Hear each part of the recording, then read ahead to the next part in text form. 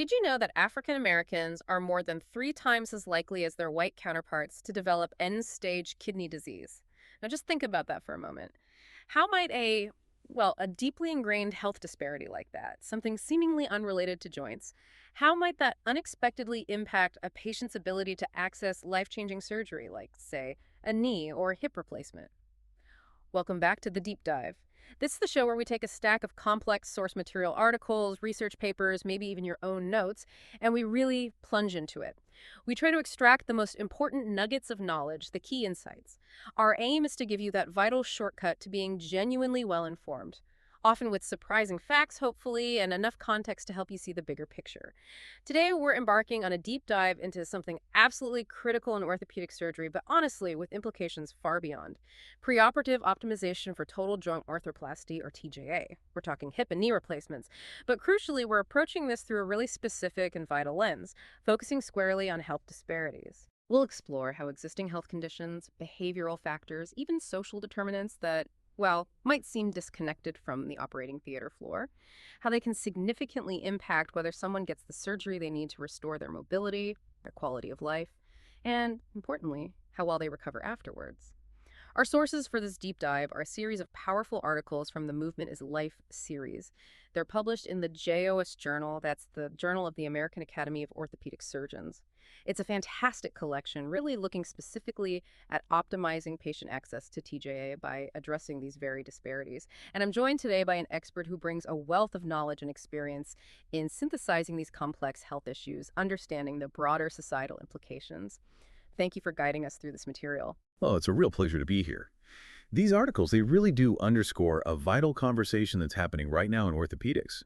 And it's one that echoes across healthcare disciplines, actually.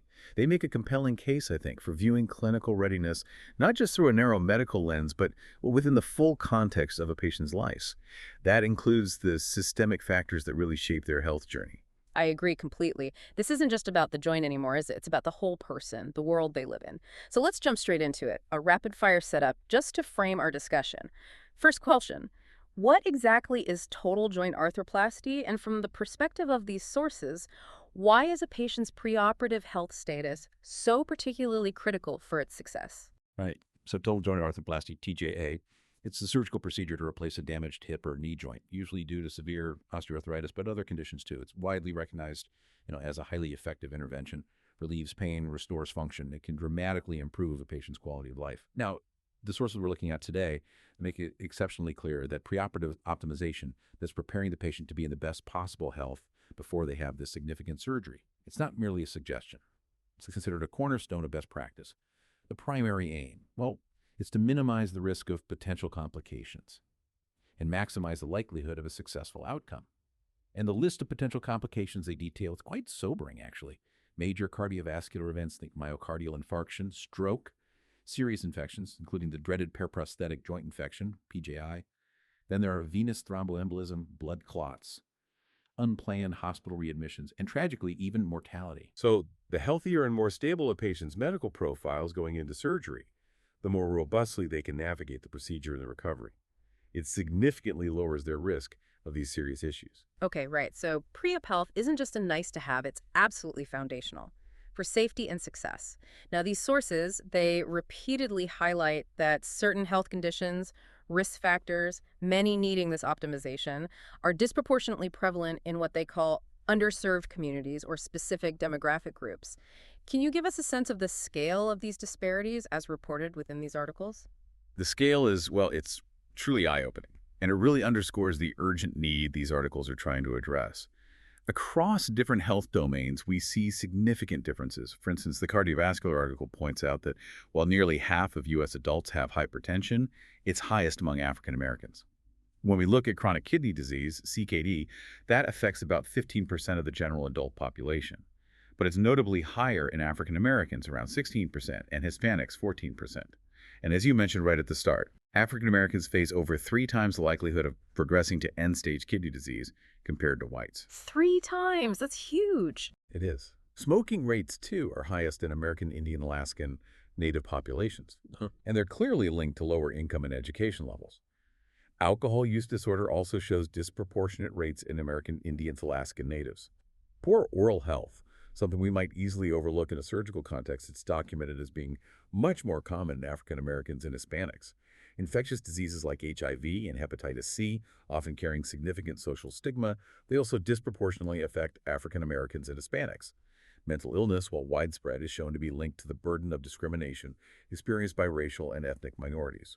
African Americans specifically highlighted as being more prone to chronic depression, facing significant hurdles in accessing treatment. And finally, housing insecurity.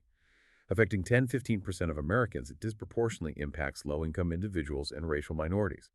These aren't minor statistical fluctuations, They represent substantial persistent burdens, unevenly distributed across populations, often due to systemic factors, historical inequities. That really drives home the point, doesn't it? We're not starting from an equal playing field when patients present for TJA. It's a landscape of, well, overlapping vulnerabilities. So finally, for this setup, the title of this series, Movement is Life-Optimizing Patient Access. What's the core challenge, or maybe the overarching mission, that these articles collectively seek to address regarding these specific disparities and equitable access to joint replacement surgery? The core mission, as it's articulated throughout the series, it's fundamentally about promoting health equity, working towards eliminating musculoskeletal disparities. TJA is a profound surgery. It literally gives people back their ability to move, which is so fundamental to life, isn't it? Independence, well-being. The central challenge these articles confront is that many of the health conditions and risk factors that necessitate preoperative optimization, things like poorly controlled blood pressure, kidney disease, smoking, even unstable housing, these are precisely the ones that are more prevalent in underserved groups. Right, the very groups who need the surgery often face the biggest hurdles getting ready for it. Exactly. And this is often due to systemic issues, including the cumulative impact of discrimination, limited access to consistent primary care over a lifetime, lack of resources. The articles powerfully argue that preoperative optimization can indeed serve as a crucial pathway to improving access to TJA, helping to reduce these disparities. But, and this is a critical caveat they make, only if these optimization programs are intentionally designed with the unique needs and challenges of these underserved communities firmly in mind.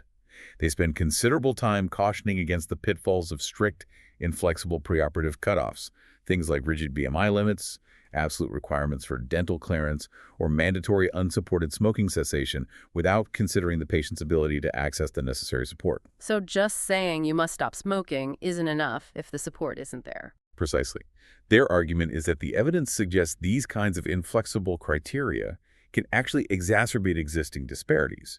They disproportionately exclude patients from minority or indigent populations.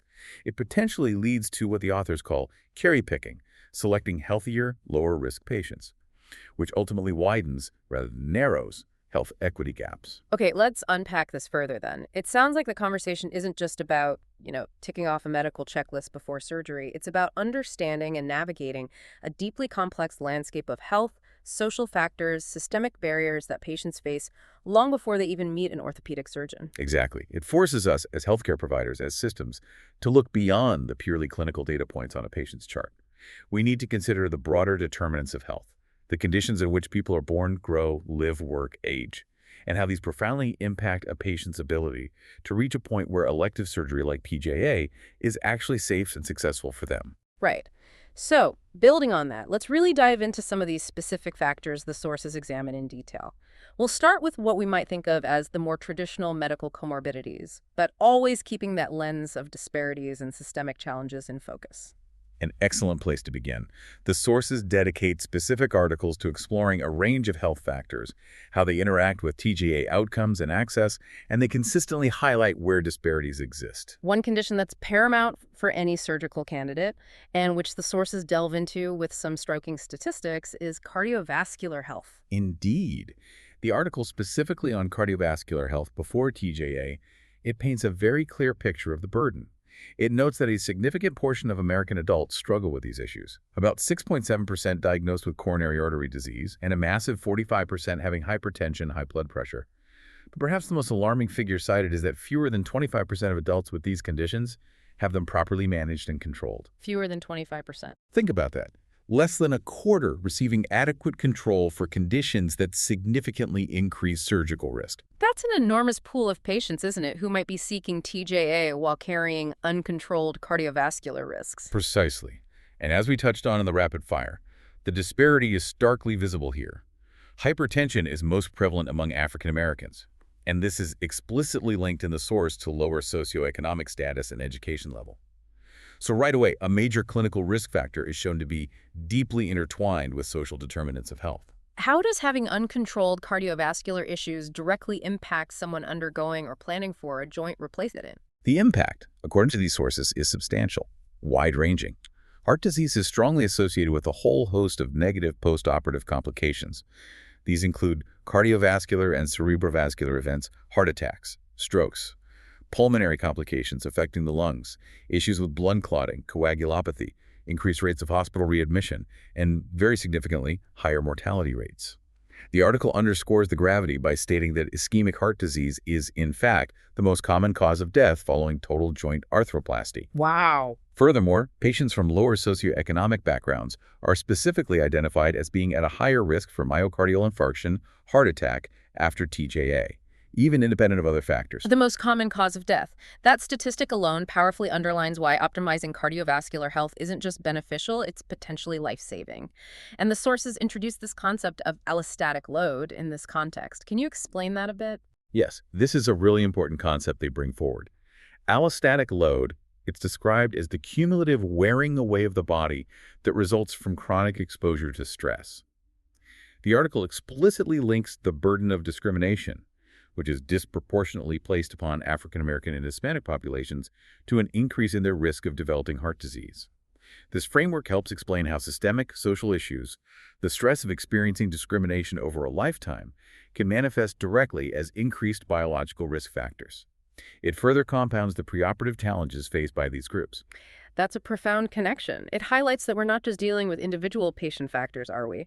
But the cumulative impact of societal stress, inequity, affecting biological health. So, given these risks and disparities, what optimization strategies do the sources recommend for improving cardiovascular health before TJA? Well, they advocate for a thorough and proactive preoperative assessment process. This includes evaluating factors you might not immediately connect to heart health, like food security. Recognizing that access to nutritious food directly impacts dietary choices and health. An interesting link. Core strategies involve encouraging lifestyle modifications, improving diet, increasing physical activity, alongside appropriate pharmacologic treatments to manage conditions like hypertension, hyperlipidemia. A consistent theme across these articles, and one highlighted specifically here, is the invaluable role of nurse navigators.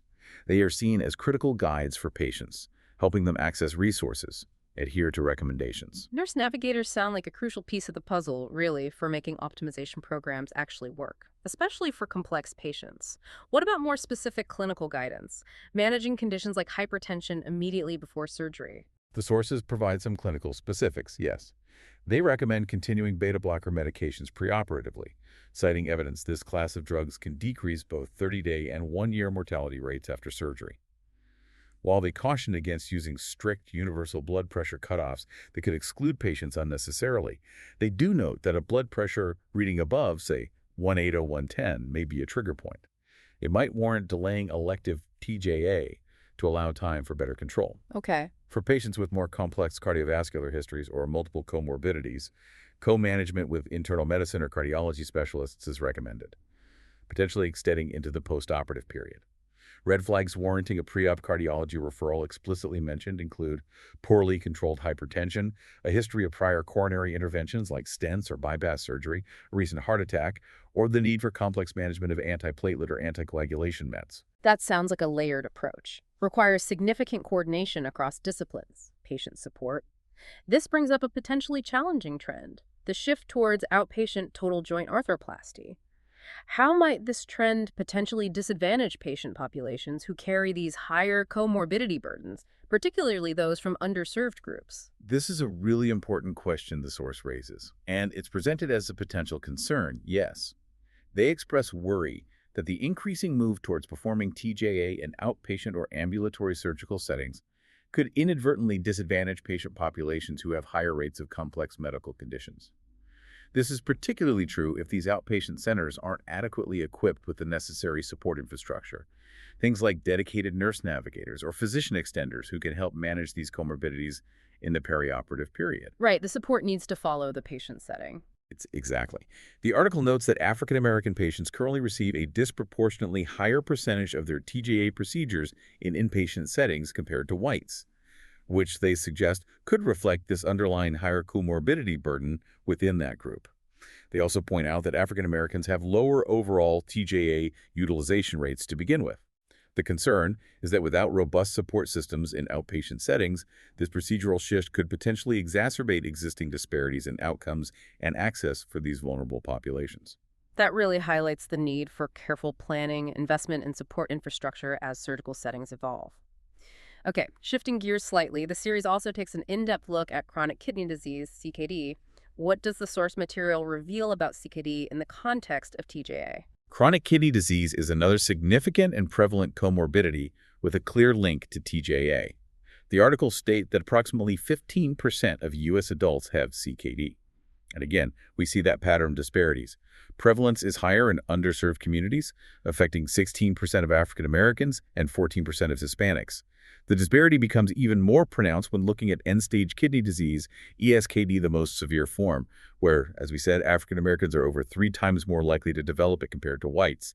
ESKD often requires dialysis or kidney transplantation. So it's not just about having CKD, but the severity and the distribution of that severity across populations. Exactly. And the sources highlight how CKD rates are also higher in geriatric populations and those who are socioeconomically disadvantaged.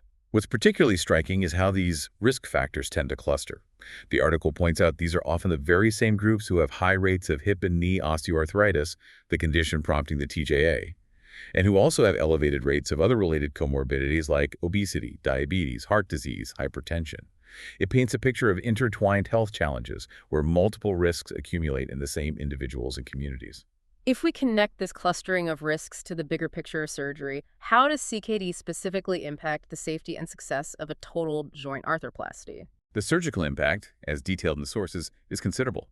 They state unequivocally that chronic kidney disease, even at early stages, is associated with increased risks of post-operative readmission, higher overall complications, and increased mortality after TJA. For patients on hemodialysis, meaning they have end-stage kidney disease, the risks are even higher, including a significantly increased risk for periprosthetic joint infection, PJI, which is, as we know, a devastating complication. While receiving a kidney transplant can significantly lower these surgical risks, the sources note that there remains varying clinical opinion on whether patients on dialysis are truly safe candidates for elective TJA. Some clinicians recommend delaying surgery until after a successful kidney transplant, if that's an option for the patient. But you mentioned earlier that access to kidney transplant is itself marked by disparities. That complicates things further, doesn't it? This is where the issues become particularly complex, intersecting. The sources explicitly state that individuals from low socioeconomic backgrounds and underrepresented minority groups experience unequal access to kidney transplantation compared to other populations.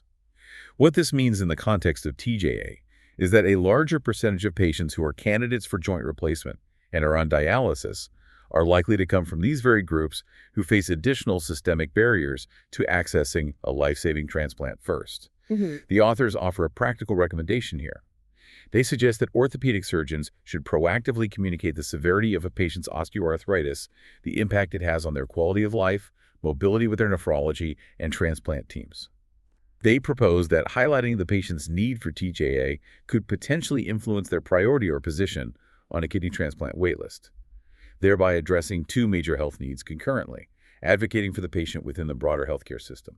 That's a crucial point about communication and advocacy across specialties. Really important.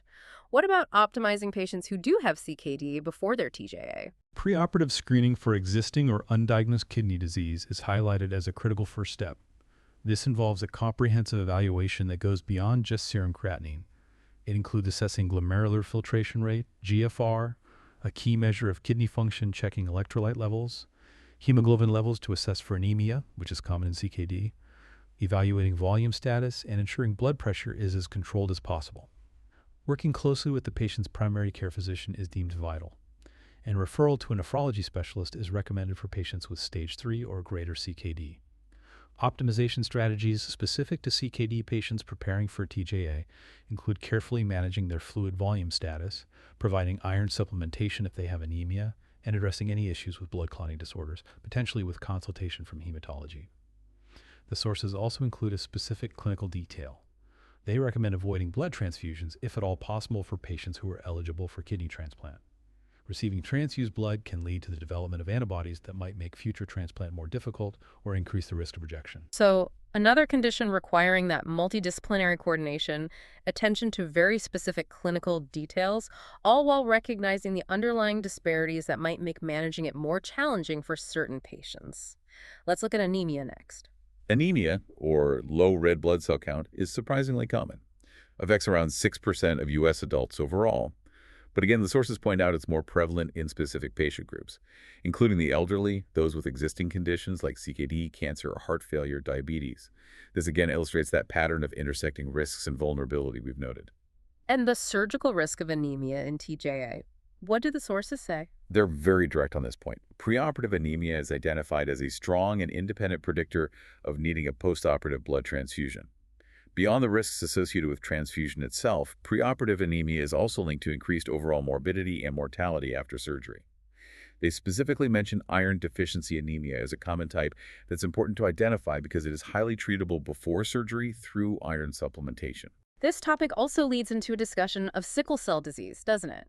A related but distinct issue. Yes, the same article broadens its scope to include sickle cell disease, SCD.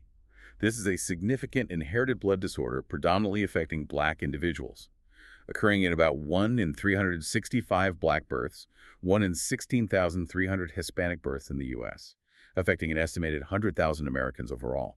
A major orthopedic manifestation of SCD is osteonecrosis bone death due to lack of blood supply, particularly affecting the femoral head, the ball of the hip joint.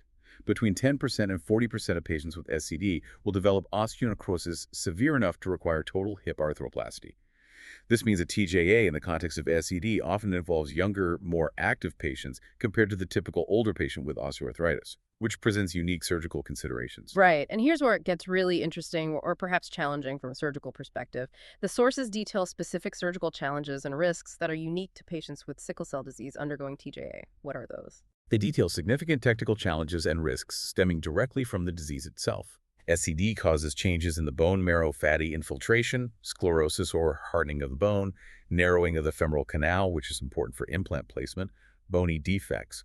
These bone changes can increase the risk of complications, things like implant malposition, prosthetic dislocation after surgery, aseptic cup loosening, where the implant comes loose without infection, delayed wound healing.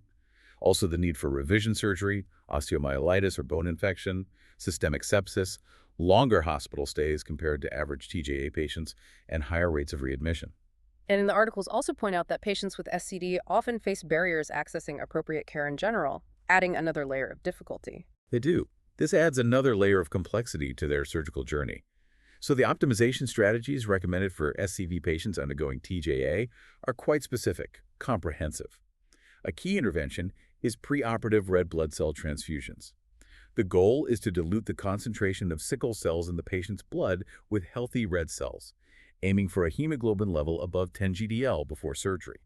This helps improve oxygen delivery, reduces the risk of sickle cell-related complications. Crucially, the sources highlight the need for careful, proactive pain monitoring during the perioperative period. And they explicitly point out the sad reality of potential bias from healthcare providers regarding pain management in this patient population, which can lead to undertreatment. That's a really serious point about bias. It is. They recommend aggressive strategies for preventing deep vein thrombosis, DVT, and careful management of perioperative fluids and blood loss. Preoperative consultations are absolutely vital, requiring a multidisciplinary team including hematology, anesthesia, infectious disease specialists, cardiology. For pain control, they specifically recommend using scheduled NSAIDs in combination with analgesics to ensure adequate pain relief, counteract potential bias, and as-needed dosing. They also suggest documenting a clear, well-outlined analgesic plan before surgery to avoid confusion or conflict among the care team during the perioperative period. That just underscores the critical need for a coordinated, informed approach, doesn't it? Particularly for patients facing both complex medical conditions and potential healthcare biases. Okay, we've covered some significant medical conditions, but these sources also highlight how lifestyle factors, social determinants, infectious diseases, often carrying stigma, create additional hurdles and disparities for TJA candidates. Indeed. The sources transition here to examining several factors that, while often behavioral or linked closely to social determinants, have a profound, often underestimated impact on a patient's readiness for surgery, their outcomes, and equitable access to care. Smoking is a classic modifiable risk factor discussed before surgery. But the source material reveals significant disparities here too, surprisingly. Absolutely. While the overall rate of smoking among U.S. adults is around 13.7%, the disparities highlighted in the source are quite stark. Smoking rates are highest among American, Indian, Alaskan Native individuals, and they're clearly linked to specific socioeconomic factors, particularly having a GED rather than higher education, living in lower-income households, residing in rural areas, having a disability, being part of the LGBTQ+ community, experiencing psychological distress. The article also raises concern about the recent rise in vaping, suggesting it may become a pathway to future smoking and associated health issues. And they explicitly link these disparities to predatory marketing practices. That's quite a statement. Yes, this is a critical point they make. The article states that disproportionate and predatory marketing strategies by the tobacco industry specifically target vulnerable populations. They mention working-class individuals, residents of predominantly Black and/or low-income geographic areas, the LGBTQ+ community. The sources explicitly identify this targeted marketing as a causative factor contributing to these higher rates of smoking and the increased difficulty in quitting among these communities. That really adds a systemic layer, doesn't it, to what is often framed purely as an individual's health choice. What is the specific negative impact of smoking on TJA outcomes reported in the sources? The impact is significant, affects multiple aspects of the surgical process and recovery. Smoking impairs wound healing, which can lead to serious infections, both superficial and deep. It delays bone healing, increasing the risk of complications related to how the implant integrates with the bone, potentially leading to aseptic loosening later on. Furthermore, it significantly increases the risk of major medical complications such as myocardial infarction, cardiac arrest, pneumonia, sepsis in the perioperative period. Smokers are also more likely to require prolonged opioid use for pain control and face higher rates of hospital readmission and mortality. That's quite an array of risks. Given that smoking is a modifiable risk factor, does quitting immediately before surgery make a difference, even short-term? The sources confirm that quitting before surgery is crucial. It does lower the risk of complications compared to continuing to smoke. They state that even temporary cessation for a shorter period as 4 to 8 weeks leading up to surgery has been shown in studies to be beneficial in reducing perioperative complications. What role does the orthopedic surgeon play in this process? The sources highlight the surgeon's position as providing a teachable moment. Patients facing a major surgery are often more motivated to make health changes. The surgeon can leverage this by strongly counseling them on the importance of quitting. However, they also acknowledge the significant challenge. Smoking is highly addictive. They compare its addictive potential to that of cocaine and heroin.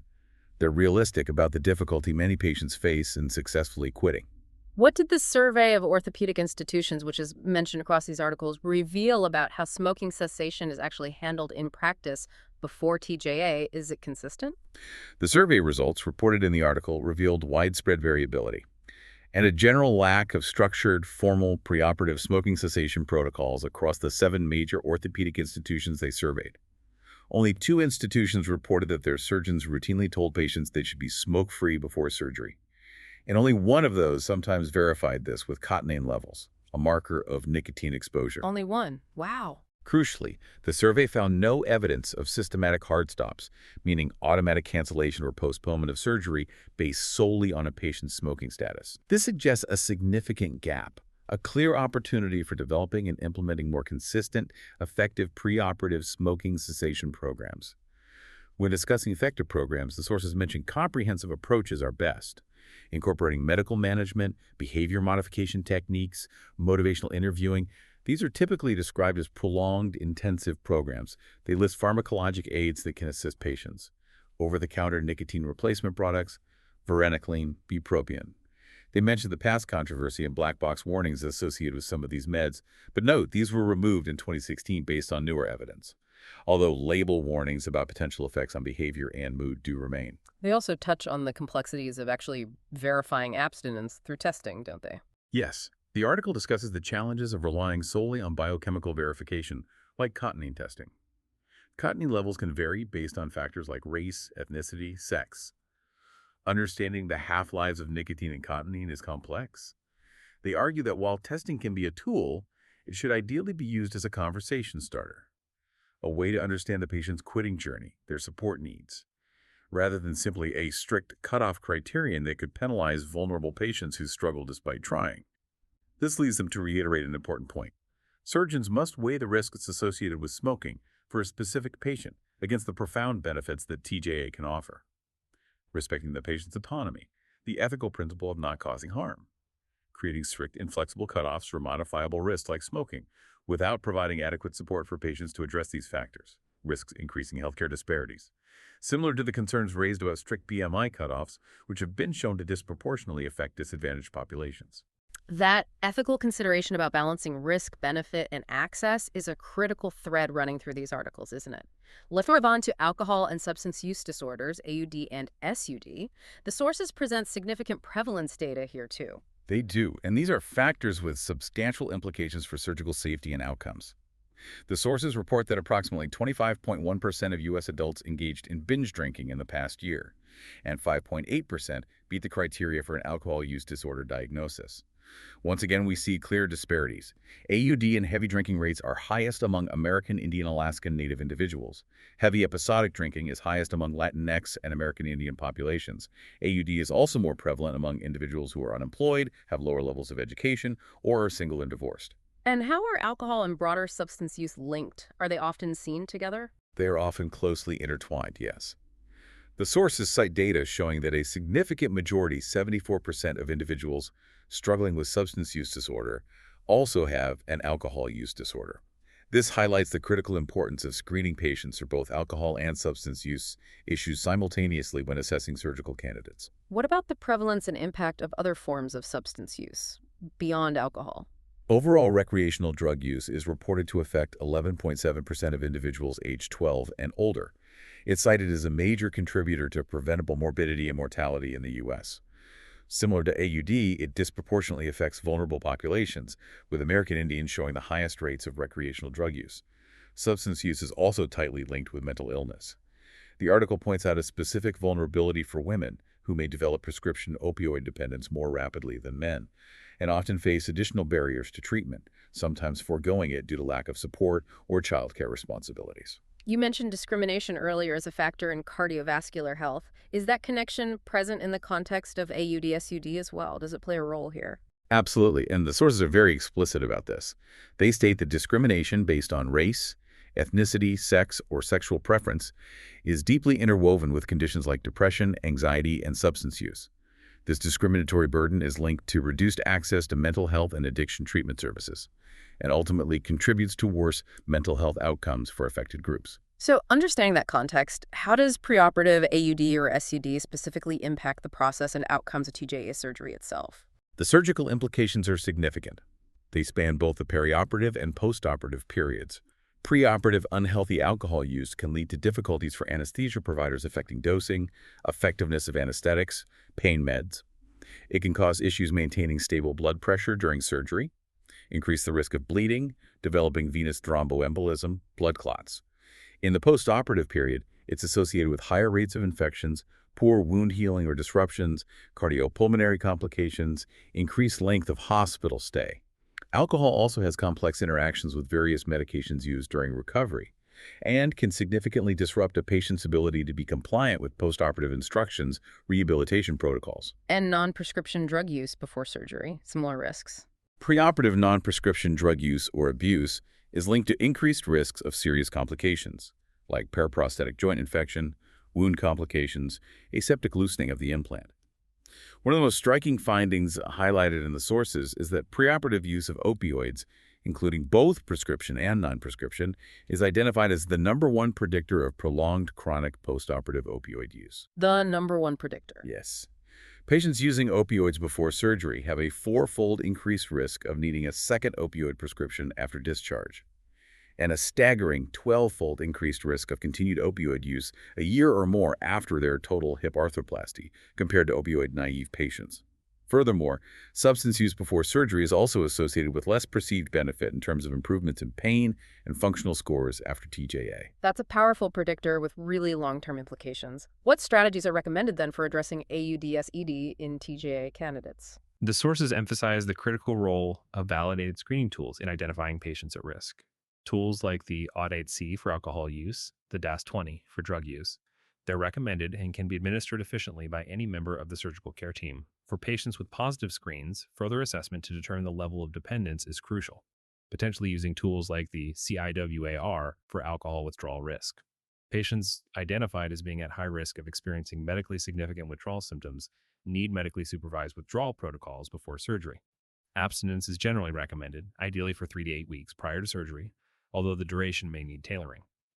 Interventions mentioned include education, counseling, referral to mutual help groups like AA or NA, psychosocial interventions, and when appropriate, pharmacologic treatments. Referring patients to the formal 4 to Kate Wenck addiction treatment programs is suggested for those with more severe dependence.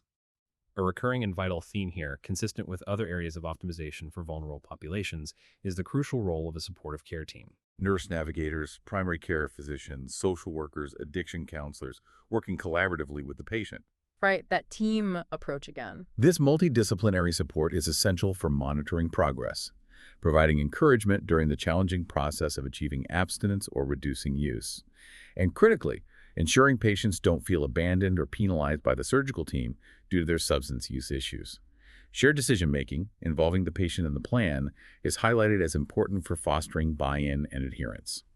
For patients with a history of recent non-prescription drug use, toxicology screens are recommended to inform management. Communication with the patient's primary care provider or existing addiction clinics is essential. For positive marijuana test, while not necessarily a hard stop unless a significant anesthesia risk, the sources suggest this should prompt a conversation about reducing or eliminating use immediately pre-op to minimize potential respiratory effects or interactions. It sounds like a far more involved process than simply asking about substance use. It really requires building trust and a robust support system around the patient. Absolutely. It's about treating the underlying disorder and providing a pathway to surgical readiness rather than just creating another barrier to care. Let's look at oral health next. This might seem less directly related to a knee or hip replacement, perhaps, but the sources bring it up in the context of surgical risk and disparities. It does indeed. Poor oral health is a significant issue in the U.S. generally, but the sources highlight it significantly more common in African Americans, Hispanics, and other racial and ethnic minority groups. They cite alarming statistics, like almost 1 in 5 low-income adults reporting their mouth and teeth being in poor condition. A major systemic barrier contributing to these disparities is access to dental care. Nearly a third, 29% of Americans, lack dental insurance. How does the state of a patient's oral health specifically link to the risks of total joint arthroplasty? What's the connection? The primary concern is that active infections anywhere in the body, including the mouth, are considered a potential risk factor for periprosthetic joint infection, PJI. As we've discussed, PJI is one of the most feared, expensive complications of arthroplasty, often requiring complex, prolonged treatments, sometimes multiple surgeries. The sources list several risk factors for significant dental problems relevant to surgical planning. A patient reporting pain or symptoms from their teeth gums, current tobacco or narcotic use, a recent dental visit due to symptoms, a history of root canal treatment. Conversely, having regular dental care seems protective. This raises a pertinent question, doesn't it? Is formal dental clearance, often required before other types of surgery like heart surgery, truly necessary or beneficial before TJA? What do the sources say? This is where the sources reveal a surprising degree of ambiguity. Lack of consensus in the existing literature and clinical practice. They mention studies that have questioned the necessity, or even the benefit, of routine preoperative tooth extractions, specifically to prevent PJI. Intriguingly, one study they cite found that patients who underwent tooth extractions immediately before their arthroplasty actually experienced a higher rate of overall perioperative complications. Although this study did not find an increased risk of PJI specifically in those who had extractions. Higher complications, that's counterintuitive. It is. This ambiguity leads the authors of the oral health article to question whether mandating preoperative dental extraction for all patients with potential issues is genuinely warranted or beneficial based on current evidence. Supporting this lack of clear guidance, the survey of the 7 orthopedic institutions found significant variability, a general absence of a defined standard screening process, or a consistent definition of what constitutes adequate dental clearance across these institutions. It varied widely. So, no clear consensus in the evidence or in practice regarding mandatory dental clearance before TJA. What are the practical challenges involved then in getting patients the dental care they might need, particularly those facing disparities? Referrals for dental care are often challenging, precisely due to the barriers we just mentioned. Insurance coverage issues, the direct cost of treatment, simply lack of access to dental providers, particularly for patients in underserved areas. The sources suggest social workers or nurse navigators can play a crucial role here, guiding patients to available resources. They mention options like free dental clinics, clinics affiliated with academic centers or dental schools, government or local health department resources, or utilizing online tools like the Neighborhood Navigator website, which helps locate local resources for various social needs, including dental care. For smaller orthopedic practices or those in rural areas, developing their own network of local dental providers willing and able to see these patients quickly is essential. Crucially, the authors explicitly raise an ethical consideration related to this ambiguity. Given the lack of strong evidence definitively proving the necessity and benefit of routine pre-op dental extraction for preventing PJI, they argue that creating another absolute requirement or hard stop like mandatory dental clearance might not be warranted. They highlight that inflexible criteria, like strict BMI limits, have already adversely affected access to TJA for disadvantaged populations. Their concern is that imposing an uncertain requirement like mandatory dental clearance, especially given the access barriers to dental care for vulnerable groups, could inadvertently create yet another hurdle, one that disproportionately impacts these patients, potentially leading to unnecessary surgical delays or cancellations and widening existing disparities in access. That powerfully mirrors the point about strict cutoffs we discussed earlier with smoking and BMI. It seems the focus needs to be on improving access to dental care for overall health rather than potentially using it as an arbitrary barrier to surgery. Precisely. It underscores the need for integrated health systems where patients can access comprehensive care, rather than encountering silos that become obstacles. Let's look at two infectious diseases often linked to stigma, HIV and hepatitis C. How do these conditions factor into the TJA landscape, and are there disparities in prevalence here too? These are important conditions to address, not least because they can carry significant social stigma, which, as the sources point out, can act as an additional barrier for patients seeking healthcare, including surgery. The sources state that an estimated 1.2 million Americans are living with HIV. Sadly, African Americans and Hispanics account for the largest proportion of both new diagnoses and people living with HIV. For hepatitis C, rates have been increasing, affecting an estimated 5 to 7 million individuals in the U.S. Over half of those infected are unaware of their status. Hepatitis C infections are highest in African Americans, and chronic infection rates highest in foreign-born individuals. So clear and significant disparities exist in both HIV and hepatitis C prevalence, and both can carry stigma. What are the surgical implications for a patient with HIV or hepatitis C needing a joint replacement? For HIV-positive patients, particularly those with other complex comorbidities, the sources note they are at an elevated risk for post-op complications. Historically, HIV was associated with very high infection rates after TJA. But the authors are careful to point out that many early studies were confounded. A large proportion of HIV-positive patients also had a history of intravenous drug use, itself a major risk factor for infection. Right, a confounding factor. However, the recent evidence cited in the article provides a more nuanced picture. It suggests that with proper medical management, using effective antiretroviral therapy, ARVs, to control a virus, and with diligent optimization of any associated comorbidities, the risk of PJI in HIV-positive patients is only slightly elevated, or may even be similar to the general population. This is particularly true if their immune parameters, specifically a CD4 count above 200 and an undetectable or very low viral load, are well managed. The article does add a caution, however. Achieving these optimal immune parameters isn't always possible for every patient, and the direct evidence proving that optimizing these specific lab values definitively reduces TJA complications isn't uniformly strong. Interestingly, the article also points out that the very ARV medications used to treat HIV are associated with a significantly increased incidence of hip osteonecrosis, up to 100 times higher in some reports. This directly contributes to the demand for total hip arthroplasty within the HIV-positive patient population. For hepatitis C, the sources state that infection also increases the risk of surgical complications after TJA. But importantly, they note that these increased risks tend to normalize when patients are successfully screened and treated for hepatitis C before their surgery. That's a crucial distinction. Treatment normalizes the surgical risk for hepatitis C. That's really positive. What about optimization strategies for both HIV and hepatitis C patients preparing for TJA? Preoperative screening is highlighted as a key opportunity to identify patients unaware of their status, especially since CDC guidelines recommend routine HIV screening for adults 1364 and screening for Hep C in all adults 18 plus at least once. HHS guidelines also recommend testing HCV-positive patients for HIV. Once identified, optimization requires a comprehensive multidisciplinary strategy. This focuses on ensuring the patient's HIV treatment is optimized, reducing viral load, improving immune function, and that hepatitis C is treated and cured if possible, while also rigorously managing any associated comorbidities, which would be complex, for example, liver disease and HCV, or cardiovascular renal issues often seen with long-term ARVs. The sources identify dedicated HIV clinics, often run by infectious disease services, and integrated care models like multidisciplinary teams co-located within community health centers as being vital for effectively managing these patients.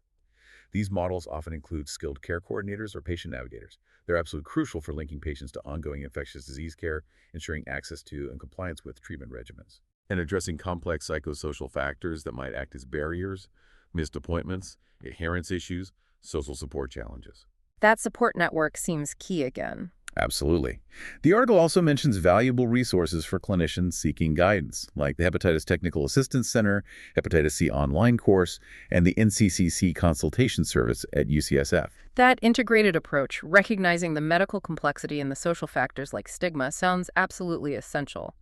Let's move on to mental health, another complex area. Mental illness is a widespread health issue, affects approximately 20.6% of U.S. adults in any given year. High lifetime prevalence rates for depression, 17%, and anxiety disorders, 29%. The sources note women tend to be more affected than men. And how does this relate back to disparities? Is there a link? Again, the sources draw a clear connection. They state that racial and ethnic minorities experience disproportionate levels of discrimination, which is linked to higher rates of depression, anxiety, general psychological distress. African Americans in particular are identified as being more likely to experience chronic depression, have more severe symptoms when depressed, and face significant challenges accessing mental health treatment. Lower socioeconomic status is also consistently associated with worse mental health outcomes. How does a patient's preoperative mental health influence their experience and outcomes related to TJA surgery? Does it make a difference? The sources indicate that a patient's mental health status going into surgery does correlate with outcomes, although the relationship is nuanced. Better preoperative mental health is generally associated with improved post-op outcomes. Conversely, poor preoperative mental health is linked to worse functional outcomes, how well they can move, perform daily activities at both 1 year and 5 years after TJA. However, and this is an important distinction highlighted, patients with poor pre-op mental health still demonstrate equal improvement in their functional outcomes after surgery compared to those with better mental health. Ah, okay. So they still improve, just maybe from a lower starting point. Exactly. It suggests the surgery itself is equally effective at improving function, regardless of baseline mental health, though the starting point and potentially the peak level achieved might differ. Mental health disorders are also associated with specific post-op complications: psychosis, anemia, infection, pulmonary embolism. They're linked to prolonged hospital stays, higher rates of non-routine discharge, like needing skilled nursing, higher overall hospital charges. Interestingly, the sources note that mental health scores, particularly related to depression, often improve significantly after TJA. Really? Yes, the authors hypothesize this improvement is likely a direct result of the significant reduction in physical disability and pain afforded by the successful joint replacement surgery. That makes intuitive sense, doesn't it? Reducing chronic pain, restoring mobility would likely have a positive impact on mood, overall well-being. What about strategies for optimizing mental health in the preoperative period? Is much being done? The survey of orthopedic institutions revealed, similar to many other areas, wide variability. A general lack of consistent, structured preoperative mental health screening. One institution reported using the PROMIS 10 tool, a standardized questionnaire. But most didn't have a formal screening process in place, although they often recognize this as a significant gap. While studies clearly show an association between pre-op mental health and outcomes, the sources state they couldn't identify clear research, specifically demonstrating the efficacy of structured pre-op mental health optimization programs, specifically for TJA patients, in improving surgical outcomes. However, based on general medical principles, treating identifiable poor mental health before an elective surgery like TJA seems logically beneficial. and should ideally be managed probably by the patient's primary care physician or another non-orthopedic provider. Addressing depression or anxiety takes time. Antidepressants, for example, can take 4 to 6 weeks for acute improvement, potentially 4-6 months or longer for chronic depression. Building a trusting relationship with a primary care provider is highlighted as particularly important, especially for what the sources call low activation patients, those facing greater challenges engaging with healthcare. Routine mental health screening within primary care allows for earlier identification and treatment, potentially impacting readiness for future TJA. The sources also suggest orthosurgeons should consider screening if they suspect issues aren't being addressed by the PCP. Finally, the articles point out a lack of formalized processes for assessing a patient's social support system across institutions, despite it being universally evaluated informally. This suggests a need for validated tools or structured approaches to better understand a patient's support network, crucial for mental well-being and post-op recovery. So, a recognized need for better screening and optimization, perhaps integrated more effectively with primary care, while acknowledging that the surgery itself can offer a significant mental health benefit by alleviating physical pain. Finally, let's tackle housing insecurity. This feels like such a fundamental social determinant. It could present a massive, almost overwhelming barrier to accessing elective surgery. It absolutely is a fundamental social determinant, and the sources are quite direct about its impact. Housing insecurity, lack of stable, safe, affordable housing affects a significant portion of the U.S. population, estimated 10–15%, and it disproportionately impacts low-income individuals, racial minorities, unmarried people. And the sources describe a kind of cyclic relationship between health conditions like osteoarthritis and housing insecurity. Yes, they describe it as an inexorable, cyclic, often structurally reinforced relationship. The chronic pain, disability from severe osteoarthritis directly affect a person's ability to work, earn income, which impacts their ability to secure, maintain stable housing. Conversely, chronic illness generally can make it harder to maintain housing, and housing instability itself creates significant barriers to accessing consistent health care, following treatment plans, ultimately negatively impacting overall health status. This raises a crucial ethical and practical question, which the source directly addresses. Should housing insecurity be allowed to be a barrier to necessary surgery? And the answer, unequivocally stated in the sources, is no. They state forcefully that while housing insecurity is currently an imposed barrier to surgery for many patients, based on traditional discharge planning assumptions, it absolutely should not be. That's a powerful statement. What kind of creative solutions are mentioned then to address this barrier and ensure patients can still access TJA even if they lack stable housing? The sources list several examples of creative, compassionate solutions that exist or could be implemented. These include advocating for insurance company waivers to cover temporary post-discharge accommodation, leveraging existing community resources churches, charities like Meals on Wheels providing support, utilizing halfway houses, transitional living facilities, or even providing temporary housing like covering a short hotel stay for initial recovery. The key message is that solutions do exist. Healthcare systems providers need to actively identify and utilize them rather than letting housing status become a reason to deny or delay necessary surgery. However, the survey of the 7 orthopedic institutions highlighted a significant gap in current practice here. Only 2 out of the 7 surveyed institutions reported actively screening for housing insecurity in their preoperative assessment process. Only 2 out of 7. Yes. This indicates this critical social determinant is being widely missed as a potential barrier to care, likely leading to unnecessary exclusion of patients. Wow, that statistic really underscores how much this fundamental social factor is overlooked in standard preoperative pathways. It does. And this ties directly into the broader discussion around discharge planning. The sources strongly emphasize that robust discharge planning must be a critical, formalized part of the preoperative optimization pathway for all patients. But it's particularly vital for vulnerable populations who may lack traditional home support or stable housing. Care managers integrated into the pre-op team need to proactively identify potential family or community resources before surgery to build a detailed, feasible discharge plan. This plan might involve arranging post-op rehab in a skilled nursing facility, coordinating home health services, facilitating outpatient therapy, identifying resource availability and potential barriers like housing insecurity early, allows the care team to address these challenges proactively, collaborating with community or hospital-based resources to ensure a safe, supported transition. So instead of letting a lack of stable housing be an insurmountable barrier that prevents surgery, the approach should be identify it early, proactively plan around it with creative solutions and robust support systems. Exactly. It requires foresight, a commitment to problem solving, viewing it as a solvable challenge requiring resources and coordination, rather than an excuse to deny access to a life-changing procedure. This discussion really brings us full circle, doesn't it? We've explored this incredibly complex, interconnected web of factors, from medical comorbidities like cardiovascular disease, CKD, anemia, to behavioral factors like smoking, alcohol substance use, infectious diseases like HIV, Hep C, mental health, Right. and fundamental social determinants like access to oral health care and housing insecurity.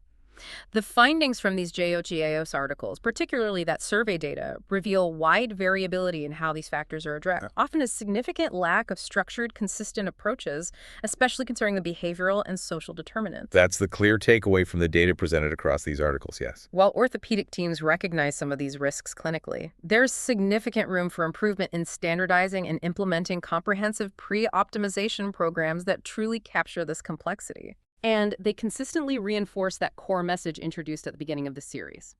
Preoperative optimization can indeed reduce complications and improve access to TJA for underserved patients, but this positive impact is contingent on how that optimization is approached. Precisely. They draw a clear contrast between supportive, patient-centered optimization and the use of strict, inflexible preoperative cutoffs like rigid BMI limits, mandatory unsupported smoking cessation, potentially ill-defined dental clearance requirements.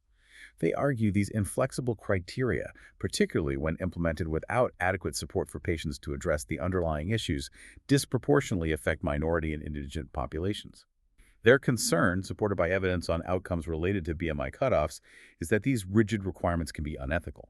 They risk leading to cherry-picking of healthier, lower-risk patients, thereby exacerbating existing health disparities rather than reducing them. So the recommended approach isn't about raising the bar higher to exclude patients, is it?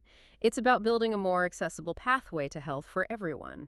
Yes, the sources strongly advocate for flexible programs that truly prioritize the individual patient's perspective, their unique challenges, the potential benefit they can gain from the surgery, and the optimization process.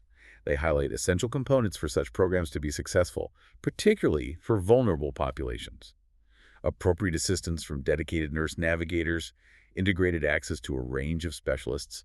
This means established referral pathways, collaborative relationships with services focused on weight management, smoking cessation, endocrinology, infectious disease, addiction services, psychiatry, social work. All those connections. These support systems are deemed absolutely vital for helping patients effectively address their modifiable risk factors.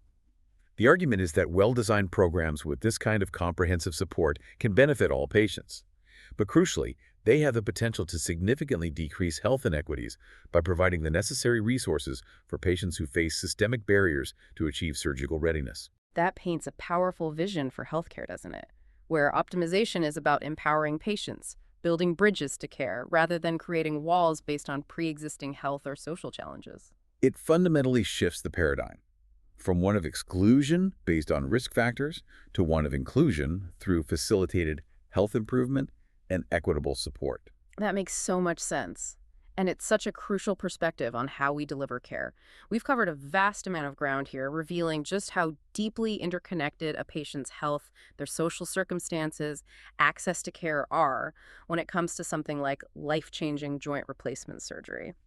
Let's wrap up with a quick lightning round based on what we've discussed. Ready when you are. If you could recommend one key area for orthopedic teams or healthcare systems more broadly to begin or significantly improve screening and support based on the findings in this material, what would it be?